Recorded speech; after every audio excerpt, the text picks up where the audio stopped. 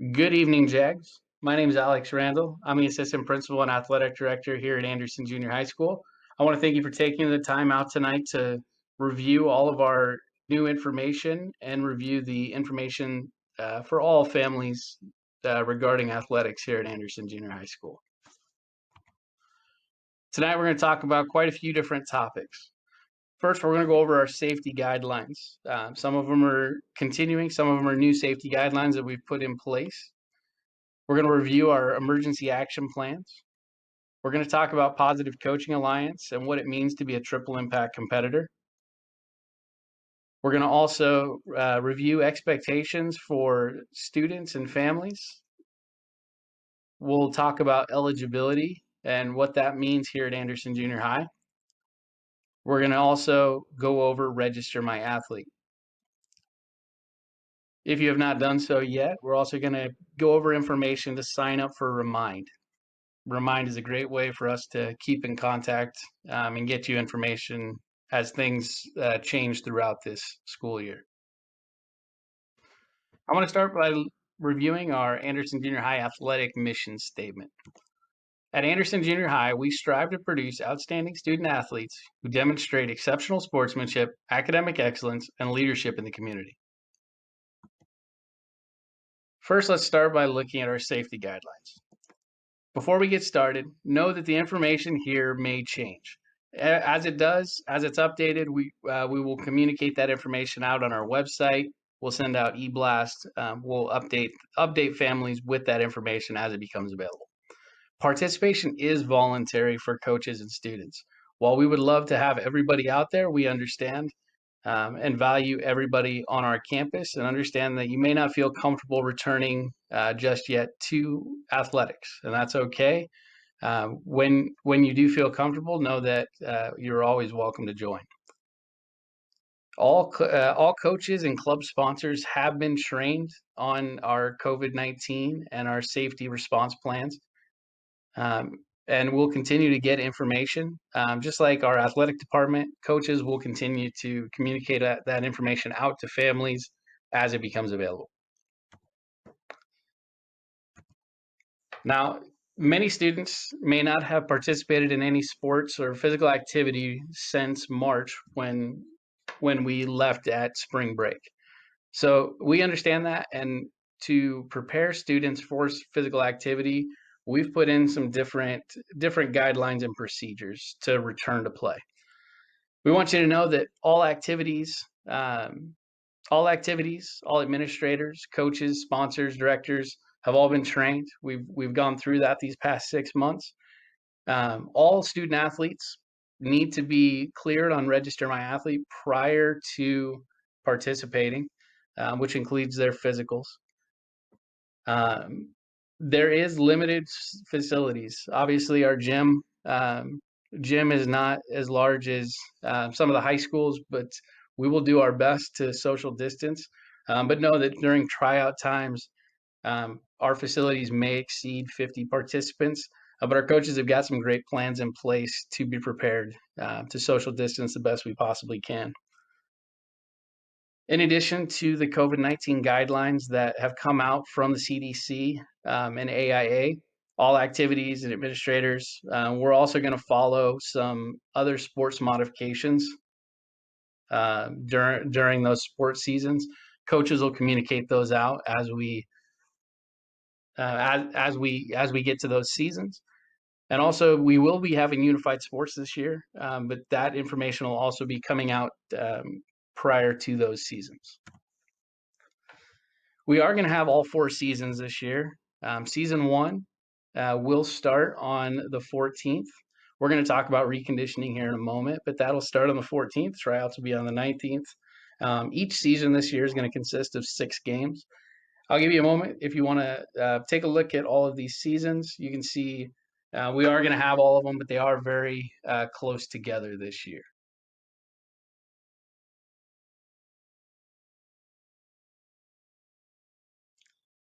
Season 1 is going to be flag football, baseball, girls volleyball, and also cheer will also be competing season 1. Face coverings are required by everybody during athletic events. So face covering should be worn by coaches, sponsors, directors, in public areas. We're also going to wear, athletes are going to be wearing those face coverings unless they're in an active drill. Coaches will have more specifics with their players as far as where they put their mask and where they keep that stuff during a competition. But basic rule of thumb, if they're not competing, they're going to have a face covering on. Each team is going to have a plan for that, and they're going to review that. We recommend for non-contact sports, a neck gaiter is a great use. Can have great use for athletics since it can stay around the student's neck. In those sports where there is contact, like basketball or football, we're going to suggest using a loop mask just to protect the safety of the neck. If students come and they don't have masks or they don't have a face covering, we will have extras in the front office for them. If a mask breaks, we'll be able to help them with that as well. A great thing you can do is always pack a second face covering just in case one breaks. I also suggest bringing a second one for athletics and one for the school day, since your mask will get sweaty during practice. Students that are refusing to wear a face covering or taking it off after given warnings, coaches will report those to administrators, and administration will be in contact with families and the student to discuss further. Reconditioning periods have been put in all seasons anytime that we have a break. These reconditioning periods are intended to focus on conditioning, and they're not used for evaluation purposes. For example, the first season, there's a reconditioning period that'll start on 10/14. There'll be 3 days of reconditioning, and then tryouts will start that following Monday. In order to participate, students have to be cleared through Register My Athlete in order to be able to participate in reconditioning. Cleaning and sanitation has always been important, but now we're also going to really focus on making sure that we have good processes in place for that. So each team at the beginning of their day receives a bucket that has spray bottles, gloves, hand sanitizer in it, and they're also going to get multiple rags to wipe down equipment throughout practice or throughout a game. Those rags are cleaned every single day, so they're always using clean rags. When it's possible, we have spent a lot of our money on purchasing individual items so that students won't have to share them. We spent a lot of money out of our tax credit accounts. If you are looking for ways to donate to our school, tax credit's a great way. You can reach out to our athletic office or our front office, and we can get you more information. There are routines in place to clean all areas and all student equipment. So if a player has items, if there are items that players are sharing, those will be cleaned routinely throughout practice. Individual items, coaches will go over where those go. But we ask that students don't leave anything at school, that they're taking all of their equipment to and from school and disinfecting and cleaning it themselves as well. We want to let you know that all of our large areas are clean and sanitized daily. Our custodians are working tirelessly right now to clean and clean and clean and clean. So they've got some great procedures in place to make sure that every area is hit multiple times throughout the day. Some of those larger areas where they're disinfecting in the gyms, our locker rooms, our wrestling room, outdoor areas like the bleachers, the benches where our players sit, all of those are cleaned and sanitized daily. Our athletic lobby, our bathrooms, cafeteria, the weight room, and classrooms are all cleaned and disinfected daily. All right, some of the different procedures for coming to practice and leaving practice are going to be a little bit new this year. Every athlete coming to practice, regardless of before or after school, is going to go through a screening. That screening form, which we'll review in a moment, the coaches are going to have a system set up to screen all the students as they come in and ask them questions. All students and staff are required and asked to self-screen prior to coming to any CUSD event or activity. We really ask you to just be honest and be upfront. If your student is not feeling healthy, please don't send them to school. Please contact us and we'll let you know what to do from there. But if a student's not feeling well, they shouldn't be at school or shouldn't be with their team. We'll go over the C3 form, known as the screening form, in just a moment. We also are screening officials, medical staff, media, anybody else that's coming to an event is also asked to screen prior to coming, and we have processes in place to ensure that they have screened prior to being around our athletes. Anybody that has COVID symptoms, please notify school personnel, your coach, the athletic office, our front office. You shouldn't come to practice. You should stay home, self-isolate, and contact your doctor. Athletics, our athletic office and our health office will work together. If a student is reported as having any of these symptoms, we'll work with you to go over the next steps from there.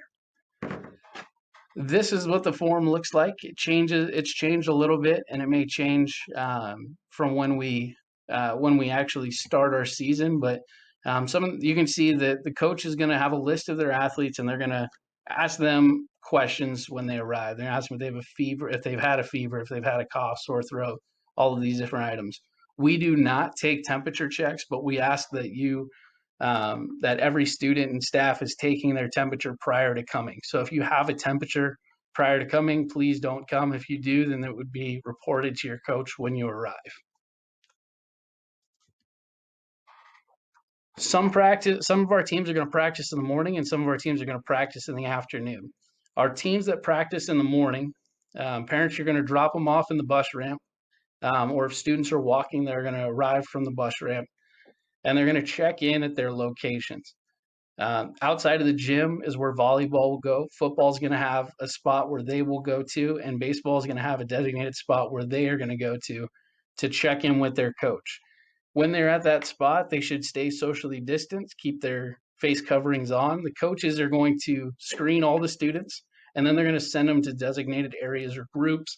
Some coaches will call them pods, some will call them groups, but they're going to stay socially distanced throughout practice and throughout their day as much as possible.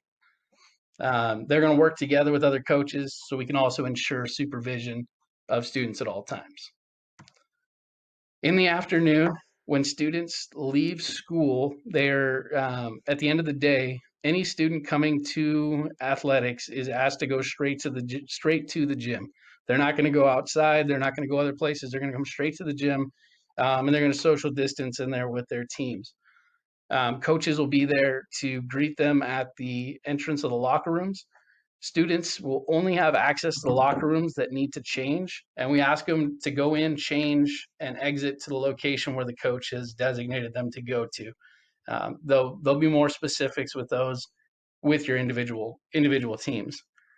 At the end of practice, we ask all the athletes to wait socially distanced with their face coverings on our bus ramp, and each team will have a certain time that their practice is over.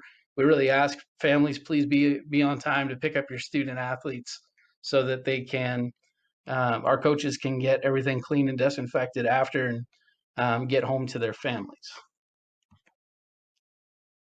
On game days, students again will enter our locker room. They'll have access to the locker room to change, but then as soon as they're changed, they should be leaving our locker rooms. Students won't have access to the locker rooms after they've left, so they'll keep all their items with them. They'll keep all their water with them. They'll take everything with them from the time they leave our locker rooms. Once again, they'll be screened, and the coaches will work together to make sure that all students are supervised throughout the process. We've talked about screenings, but just to review, all screenings should take place social distance, so that everybody's separated from each other.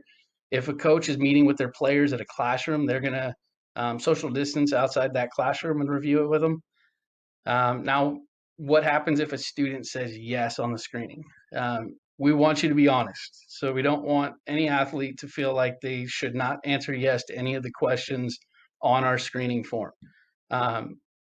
Just because a student says yes doesn't mean that a student has COVID and shouldn't be treated as such. We are going to isolate that student, and we're going to contact the family to pick up that student. From there, the health office and administrator will contact the family, and we'll discuss the next steps to be taken. But please be honest. Please be honest when you are doing our screening process. It's really important that we ensure that we have that we ensure the safety of everybody by being honest on that form. During our practices, we try to, as I said earlier, we try to group students into smaller groups or cohorts, so that if there was potentially a positive case, we would be able to minimize the contact that students have had with each other. When students aren't participating in contact, they should be maintaining that minimum 6 feet of distance away from other students. And I know from reviewing our season 1 coaches plans, all of our coaches have great plans that they're going to go over with you for individual sports in regards to how to stay socially distanced. Locker rooms, again, are only for the purpose of changing. Students are going to keep all their items with them throughout the day. When they're in the locker room, if you're playing a sport that you wear cleats, we ask you not to wear cleats in the locker room or in the gym. Best practice is just to keep your tennis shoes on until you get to your field, and then put them on from there. When you're ready, you're going to wait socially distanced in a designated area. And we're also going to ask you, coaches are going to review our supervision plans and our expectations, but when you're in that locker room and you may be with a coach, it may just be a coach. We ask coaches are going to be able to hear players at all times, and they'll be able to respond to any situations, but we ask that all student athletes follow the expectations given by their coaches. Hydration is always important when we're talking about athletics. We need you to bring your own water bottle. I highly suggest that you bring that water bottle filled. Water bottles can't be shared. If a player shows up to practice without a water bottle, they'll be given cups to fill at a water station throughout practice. But the best way to avoid going without water, being limited on water, is to bring your own water jug. Water is going to be able to be refilled at designated filling stations on campus throughout the day. Students will be made aware of where those are at, but they'll be able to fill their water bottles anytime they want throughout the day, throughout different spots, but our water fountains are closed. Currently, during practice, coaches will have water jugs. All the water jugs have been retrofitted with a new nozzle that allows you to push your water bottle against the water spigot, so you don't have to put hands on it, which is great. But it's going to be supervised by a coach, and then it's going to be cleaned and disinfected every time after it's used. Once again, if you don't bring your bottle for water, players will be getting individual cups. Currently, concession stands are closed at Anderson, but we hope that later on in this year we will be able to open up those concession stands during games. We've made some adjustments to athletic tutoring as well. All students that have Fs are required to go to tutoring every Friday or every week, Monday through Friday the following week at least one time. We'll go over eligibility a little bit later and go a little bit more in depth. But know that it's changed this year. Unfortunately, because we can't have volunteers the way that we have in the past, we're not able to do a tutoring day. Instead, the student will go to the teacher's class of the class where they're failing and receive tutoring from that teacher each week. Game day management. One big question that we get is, will spectators be allowed? As we make this video today, like I said earlier, things may change. So as of right now, these are our plans for indoor and outdoor sports. So we're currently at limited capacity. So our indoor sports will be limited to currently 25% capacity. But as we get closer, that number is going to change. So we will continue to update you on that. We're asking that you limit the family members that come to watch the athlete playing. Some schools are only allowing two currently. We're just asking you to limit that number. Limit it to parents, family, friends, but everybody should be 18 or over, or with an adult at all times. So, and then also school faculty is welcome to come to games to cheer on the students. For season 1, we're not going to be allowing any students to come to games without a parent. So students that have a sibling playing can come to games, but they will need to go home and then come back with the parent or guardian. At the inside the gym, we will designate areas for families to sit. Obviously, families can sit together, but shouldn't be sitting. Should be social distanced away from other families during the game, and we'll have bleachers marked off for that.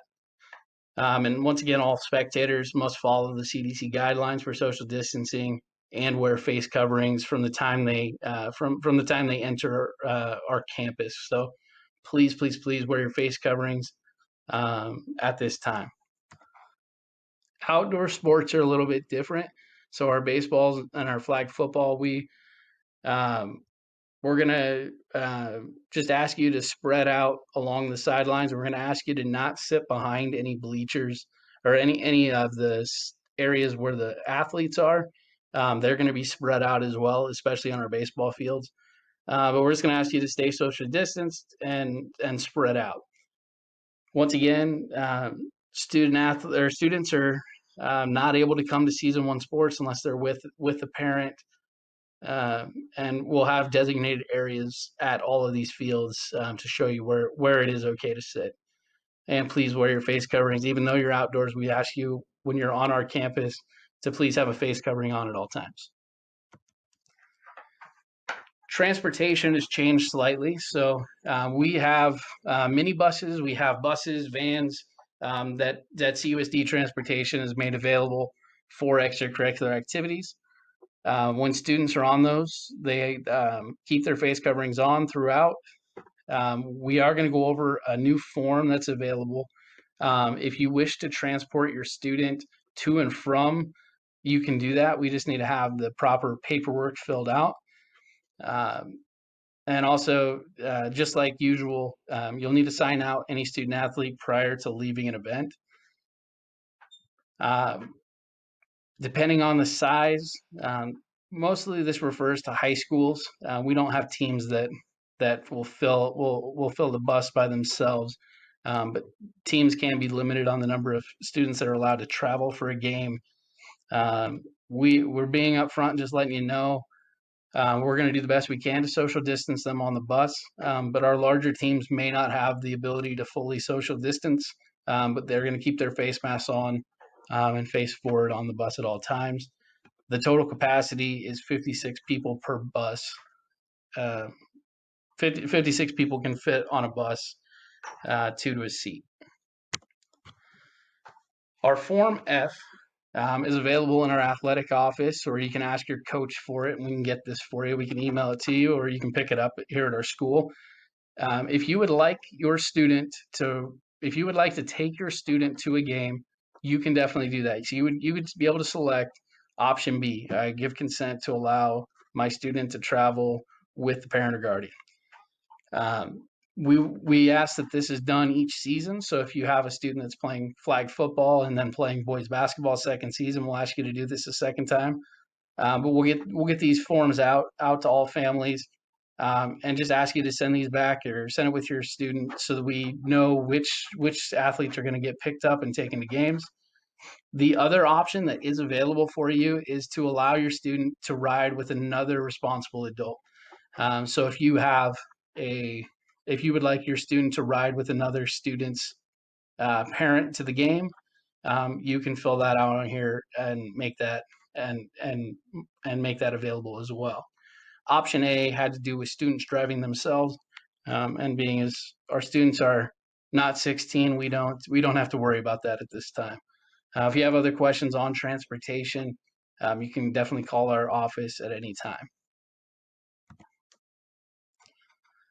So those are our safety plans for our athletic department.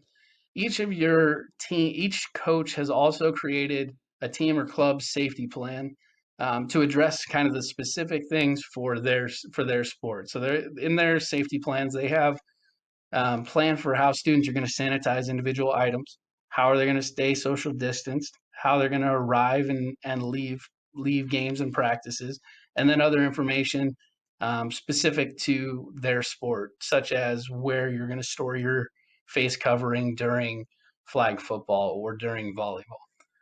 All of our coaches for season 1 have completed these, and when your student signs up to participate, we will get these safety plans to them prior to the first day of tryouts, so that you can review that with them and understand all of the safety procedures that go into their sport.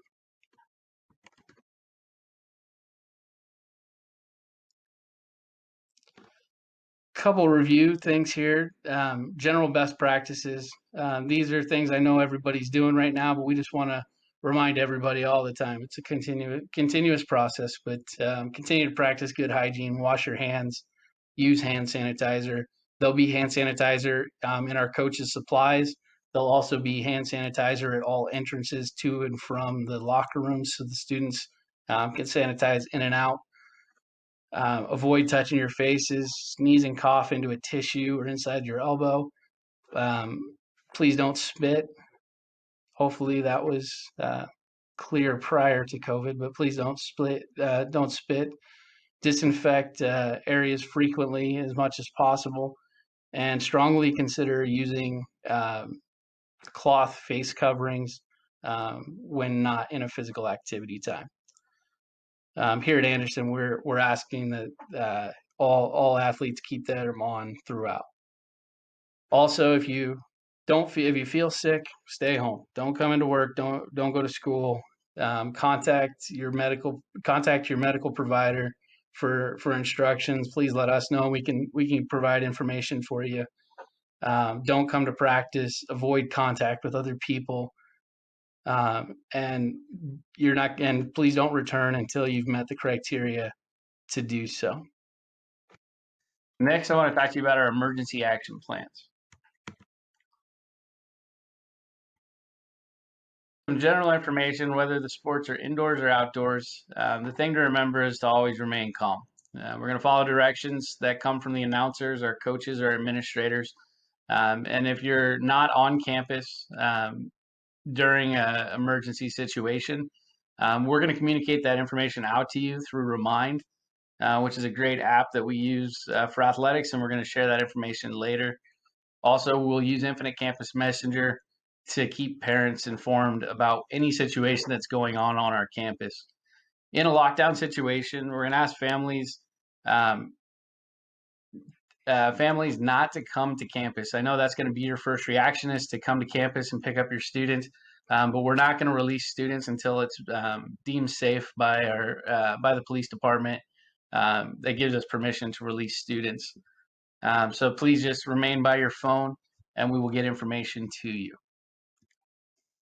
For our indoor sports, during a fire situation, if we're in an indoor sport, we're going to evacuate to the bleachers on the football field. Obviously, we have multiple exits. During games, we'll ask you to check for that nearest exit. So in that emergency situation, you're able to get to the nearest exit in a timely manner. But when you come to games, please just take note of where those are at. We'll evacuate to the football field unless the announcer gives you a different instruction. During a lockdown, if it's a game, during a game, we're going to ask that everybody stays calm and remains seated. We're going to follow the direction of the announcer, the coach, or the administrator. That'll be letting you know where to go. Depending on the size of the crowd, we may have to go to multiple locations. So it's going to be really important that everybody's listening for directions. During practice, if there's a lockdown and you're playing an indoor sport, we're going to move to the locker room, or depending on where you are on campus, students are going to go to the nearest room that they can secure. They're going to remain silent and mute cell phones. It's really important during a lockdown situation that students' cell phones are silenced and that they're not using them, just because we don't want anything that's going to make it difficult for communication to go out by coaches or administrator or police department.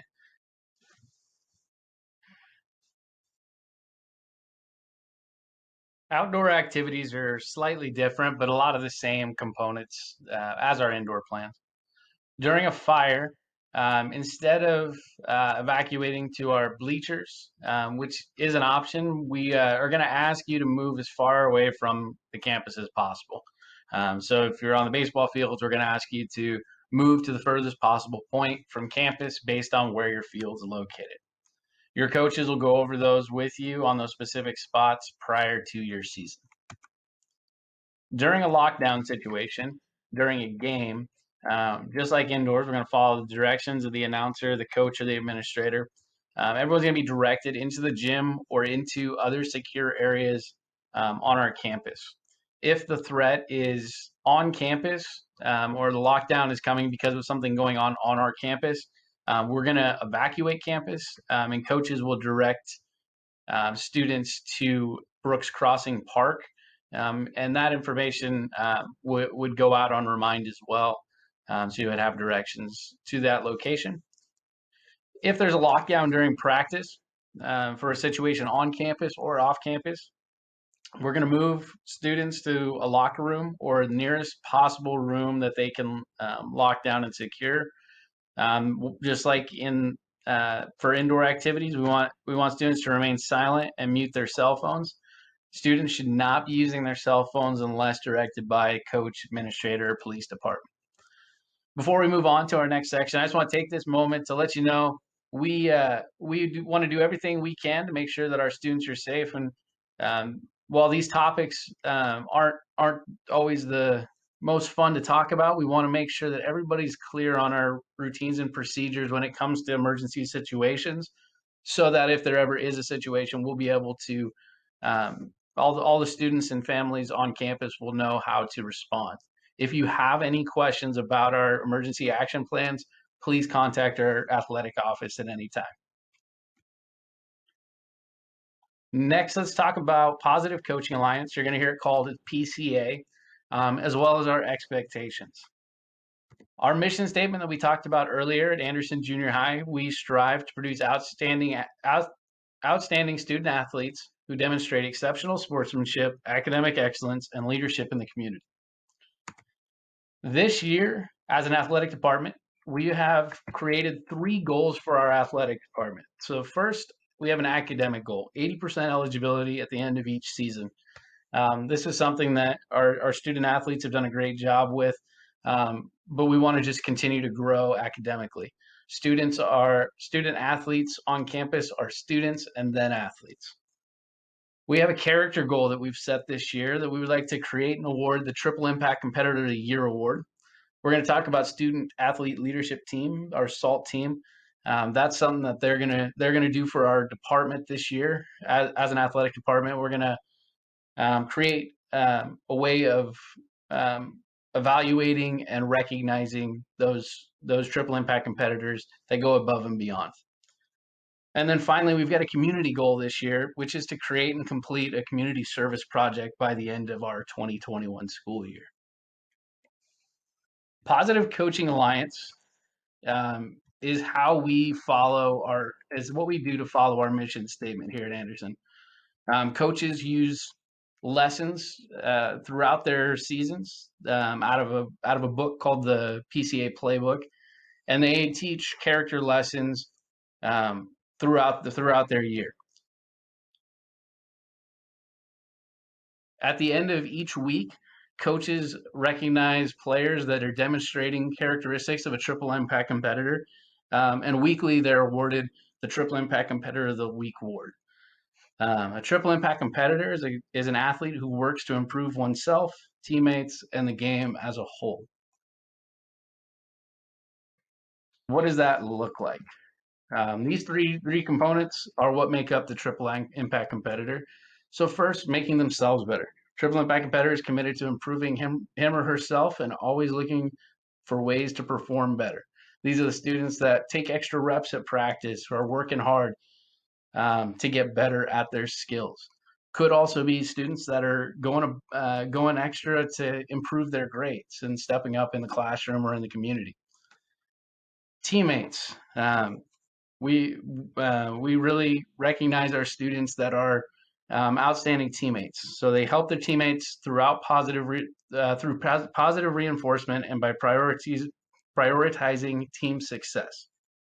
It's hard to look beyond oneself, but a triple impact competitor focuses on helping others. And finally, the game.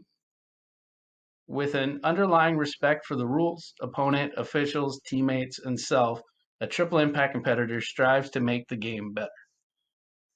If you've been here the last couple of years, we've always had special events each quarter. We've had special speakers that have come in and worked with our students. We'll continue to do that until it's safe to have volunteers on campus more regularly. We're going to be looking for ways to do these virtually, but we always incorporate triple impact competitor into everything we do here at Anderson. So again, looking at those three goals, let's talk about our academic goal and what we're going to do to get there. So 80% eligibility by the end of the season, end of each season. You're going to see a form called the student parent coach agreement, which is going to cover different areas. The first area has to do with grades and eligibility. CUSD policy, Chandler Unified School District athletic policy, says that grade checks will be run every Thursday throughout the season. Grade checks will be run for the informational purpose only until CUSD designated eligibility dates each season. At the beginning of each season, students will be notified when that date is. Any student athlete deemed ineligible must sit out a minimum of one competition the following week. If after that competition they have a passing grade in the course they were failing, they will be immediately eligible to compete. After progress reports, after that halfway point that grades become official, Thursday grade checks will be used for eligibility purposes, and students will miss games if they are ineligible. At Anderson, we go above and beyond. So in order to get to that 80%, we do some different things. We run eligibility throughout our year. Starting the first week is when you're going to start seeing information coming home if your students' grades are failing. So on Thursday, when eligibility reports generated, students will receive the following form. We're going to look at that in a moment.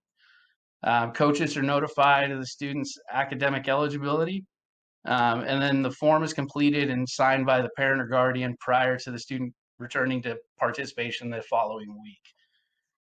Students are going to go to their teachers with these forms, and they're going to go over their grades, and they're going to talk to them about tutoring times. Here's kind of a rundown of what it looks like. On Thursday, the eligibility report is run. Students receive the following form from our athletic office. Coaches are notified, and they'll get this information, so they'll know which grades they are failing in. You're always able to check grades by using Infinite Campus. If you ever need help, please call our front office and they'll get you set up with a parent portal. On Friday, that student's going to go to all of the teachers where they have failing classes, and they're going to talk with their teachers. The teacher is going to fill this form out on the bottom, and they're going to discuss what day the following week the student's going to go to tutoring. All of our teachers on campus offer tutoring in the afternoon, but students can work with their teachers to set an alternate time for tutoring. That discussion will happen on Friday. On the weekend, this is where we ask parents and guardians, this is where we're asking you to review this information with your student athlete, talk to them about their grades, and help your student to create a plan of action. This plan of action can be very simple as far as I'm going to set 30 minutes aside every night to work on my math facts or whatever it is that they need to work on specifically, but we want students to be the ones generating that plan of action. They're going to then return the following week. They've got their plan of action. Coaches are going to check in with them, are going to review that plan of action with them on Monday. And then throughout the following week, they're going to attend tutoring with the teacher of the class that they are failing. This will start after week 2 of every season. Students may not be deemed ineligible to participate in games, but they will need to attend tutoring. They have the entire following week to attend tutoring for each class that they are failing until that grades up. So they can work out a special time with the teacher if their practice lines up with the tutoring time. But they must attend tutoring. The first time that they don't attend tutoring, they will receive a warning from the athletic office. The second time of not going to not attending tutoring, they will be suspended for a game. And if it happens a third time, then they will be no longer able to participate in athletics for that season.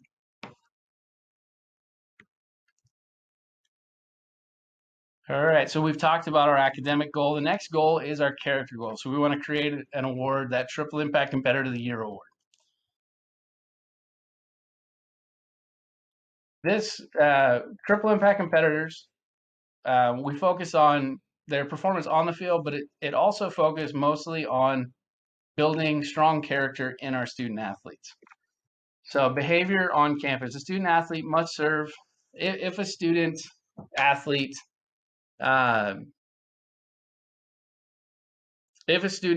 does get in trouble at school, they are unable to participate in athletics during that day. For example, if a student is in-school suspension for an incident that happens during the school day, on Tuesday, they won't be eligible to go to practice or to a game that day. If a student is suspended off campus, they won't be allowed to participate in any athletics as well. Students are representing Anderson Junior High when they are at events on campus, and they're also representing us when they are at away games. So behavior deemed inappropriate that doesn't follow AJHS and CUSD policies, students can and will receive discipline in connection to athletics and possibly school. So we just ask that students are responsible for their behavior, and we that they're representing themselves, their teammates, their coaches in Anderson Junior High with a high standard.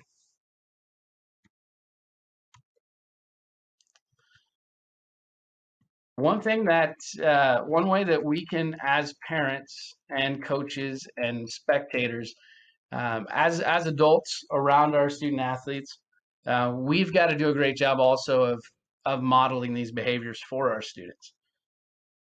So sportsmanship, respect, and positive behaviors are modeled throughout all of our time on campus around students. All coaches, parents, and spectators are expected to use good sportsmanship and be respectful to athletes, opposing fans, coaches, and officials at sporting events. This includes before and after events. Violation of our behavior conduct policy will result in you being asked to leave a game and possible suspension from future Anderson Junior High and Chandler Unified School District events. Situations come up where you don't agree with the coach's decision or something that happens on the court or field, we have a process that we ask all parents and spectators to follow. First, in the first 24 hours, please don't go up to the coach right away. Don't approach them. If you're upset, don't approach them at the field or on the court. Please wait until the next day to approach them. If you do approach a coach, the coach is going to ask you to please wait until the next day. Anytime you have a concern, we're going to ask you to talk to the. I'm going to ask you to talk to the coach first. Talk through whatever concerns you have. Certain things that we won't discuss is playing time, positioning, coaching decisions that have to do with strategy on the field or on the court. Coaches may feel comfortable talking to you about those things, but know that they're not expected to. If you're not satisfied with the answer that a coach gives you, or what the communication they give you, my office number here, my email address is available for you. Please contact me. If you haven't talked to the coach, I'm gonna definitely ask you to contact the coach as well. If you don't like my answer, Ms. Stewart, our principal here, would be your next point of contact, and then Marcus Williams, the district athletic director. And then again, if you're still not satisfied with those answers, then you would go to our assistant superintendent, Craig Gilbert. We've talked a little bit today about the student athlete leadership team. I'm really excited about this group. We've had this now this will be our third year.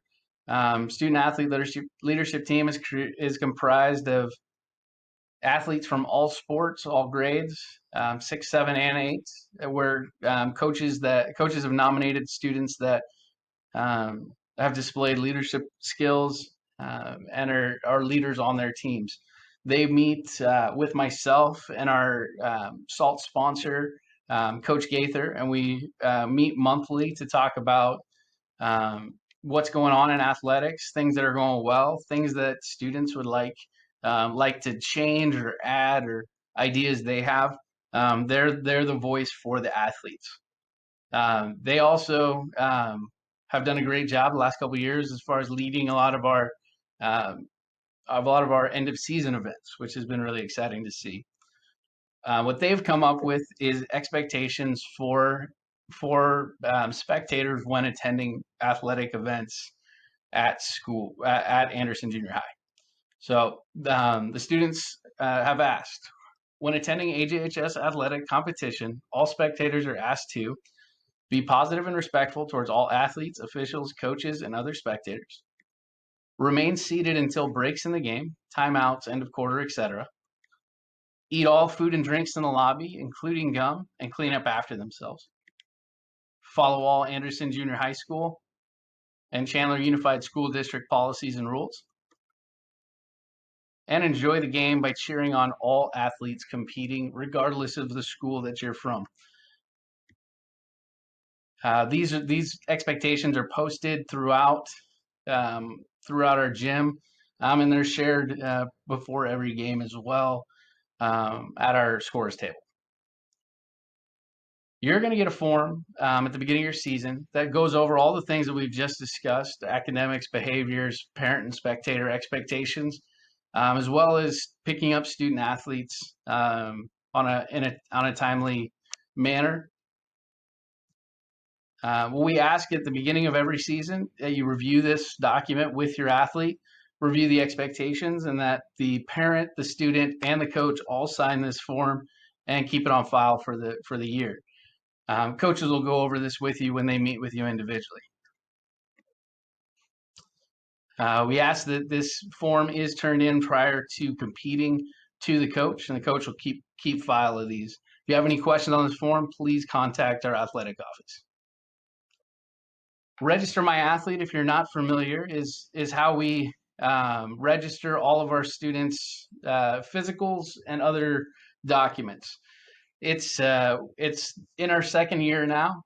First year might have been a lot if you were a returning parent. It's not a lot, but it can take a little bit to set up your account. But the nice thing is, once your account is set up, you don't have to reset it up. You just have to make adjustments to it. So if you've already created a Register My Athlete account, all you're going to do for your seasons or for your son or daughter's season is go on and update your physical. All physicals must be completed after March 1st. And you're going to also renew any signatures or paperwork that needs to be updated each year. We use Register My Athlete to share out information with families. So this will be a great way that we send emails, updates, along with Remind and Infinite Campus. It also helps coaches and administrators to track eligibility and injury management. So once again, for Register My Athlete, you must have a physical completed after March 1st. Complete or update Register My Athlete every year prior to tryouts. Season 1 again will start on October 14th. So in order to try out, students must have Register My Athlete completed and an up-to-date physical on file. If you need help with any of these forms, you can always contact our front office and we can help upload those or get you any help you need to complete Register My Athlete. On October 10th, we're really excited to let everybody know. We've sent out a lot of emails and posts about this, but we still have quite a few openings. If you have not gotten a physical for the season, for the 2021 school year, we have a registration and physical event this year that's going to take place at FastMed Urgent Care on Saturday, October 10th from 9 to 12. We had 150 slots. We're down to as of September 30th, we're right around 50 spots remaining. So if you're interested, please go on our website and get signed up. You can go you can always go to this web address, but also CUSD80.com/AJHS, and then click on athletics, and you'll get to our athletic website. One last thing we want to talk to you about is Remind. We've talked about this quite a bit already, but we use Remind to communicate with parents and make communication easier and faster for everyone. Please sign up for 2 separate reminds. We ask that all families sign up for our AJHS athletics group ASAP. We'll put that information up here shortly. Go ahead and pause the video or come back to this slide and you can get the information. You can also find it on our website. But you're going to text JAG Sport to 85050 to sign up, and you'll get directions on how to register if you haven't registered for a Remind previously. Things that are communicated: game and practice information. If there's a change or an update to a location or a time of a practice or game. Anytime that coaches are great about sending out team accomplishments, celebrating the great things our athletes do on and off the field. And also, this is a way that they will communicate grades and behavior directly with parents. Also, if you have questions on grades or behavior, you can message coaches directly.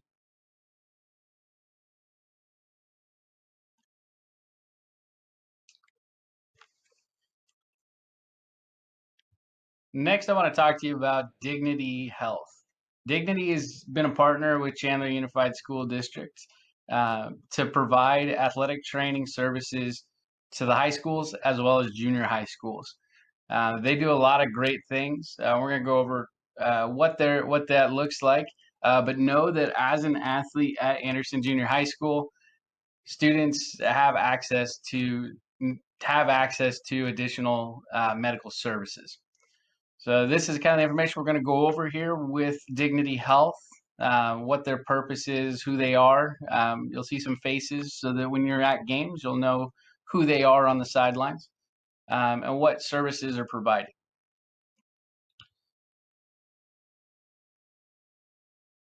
Dignity Health provides high quality care for all of our CUSD sites. They have protocols that they've helped us to develop. So a lot of the health and safety protocols in athletics were developed by Dignity Health and CUSD. They also provide a network for referrals for injuries that come up for athletes through injuries that come up for athletes throughout the year. They've got great doctors, great trainers that all of our athletes have access to. Students also have quick access to care, so that they have the trainers on site during games. They're also able to go to the walk-in clinics. You can see the times here, Monday through Friday, 7 to 8 in the morning. Most athletes are seen in less than 24 hours. With our current COVID adaptations, just like we've made adjustments, Dignity has as well. So right now they're asking you to call ahead and make appointments, and only come with one parent or guardian. These are some of the faces of Dignity Health that you might see around athletics. These are the physicians that you could be referred to. And these bottom 4 people on this page, these are the people that you will more than likely see throughout the year at one of our sports. Email addresses are there. If an athlete is ever hurt during an event or during practice, these are the people that will be reaching out to you for follow-up care. Services that are provided. So they provide immediate training services at athletic events. They do a great job of being at most junior high events. When they're not there, we follow the same procedures that we already have in place with our coaches, and they'll go over that more with you. But they help with the injury and illness management, communication with families. They also do follow-up care. So if an athlete is hurt during those game days when they're there, they'll check in with them at the next event. They'll follow up with you as the family and provide additional support. Protocols that they have in place. So currently with in regards to COVID, all of our trainers that come to our campus are wearing masks, and they have face shields. When they're working with athletes, they may ask those athletes to wear additional PPE, but that'll be provided. And then just like we're doing for all of our safety procedures, they also follow social distancing. Concussions is an area that sometimes can be confusing. So every beginning of every season, all of our contact sports receive baseline testing at the beginning of the season. When your season gets going, your coach will let you know when those times will be. They don't generally interfere with practices, but will take place in addition to practice that day. This gives our trainers an initial evaluation diagnosis to be able to evaluate students a student's brain injury if they receive a concussion. And then our trainers will also refer and provide resources for families that need additional injury care. During an event, anytime that there's a suspected concussion, our coaches have been trained, administration, trainers that are there. If we see any signs of a concussion, students are immediately removed from that activity and evaluated. Those concussion, a student that has a concussion, after being evaluated by a medical professional, they may receive academic accommodations, and the medical professional is going to be the one that determines the process for that student to come back. All of the communication, if a student has a concussion, will go through Dignity Health or your primary care doctor, but students must be cleared by a medical professional to return to participation. Typically, this takes 10 to 14 days. Students need to be asymptomatic and follow all the protocols. Expectations for parents and guardians. If your student is injured, not at practice, something happens at home, we just ask you to communicate that with the coach or with the school. You can call our office and let them know that they got hurt. So that way our coaches and our trainers know how to best support them, and make sure that they're not re-injuring or participating with an injury that they shouldn't be participating in. If a student has pain, we ask that you communicate that the athlete communicates that with the coach, because pain isn't a normal thing. That is an indication of an injury that the student has sustained. Injury management does not always equal removal from play. So after being evaluated by a trainer or by a coach, students can be given permission to participate again, but that would be by a coach or by our trainer, depending on the injury. We all have the same goal in mind. Our trainers, our coaches, our administration, and you as well. We all want the best and for our athletes to be able to compete safely and healthy. If a student goes to a physician, please communicate that to us. But you always have the right to go to any doctor. It doesn't have to be in the Dignity health system, but we just ask you to communicate any of those injuries with us, so that we're following direction at the school in regards to what clearance or what recommendations have been given by a medical professional. Benefits of using Dignity Health, though: expedited referrals, streamlined communication, and a network of pathways available for students with injuries. Regardless of who you go to, make sure that we get those physician notes, as I said earlier. This kind of gives you an idea of where students would be referred for different injuries. So this is just a reminder that there are lots of different specialists all around the valley, but Dignity's got a great network of specific sports medicine specialists that they would refer you to, depending on the injury. Some locations you should be aware of. All of their locations are listed here. They have hospitals as well as urgent cares. Our team physicians are our on-site athletic trainers. But you could also visit these locations to receive additional physical therapy or support.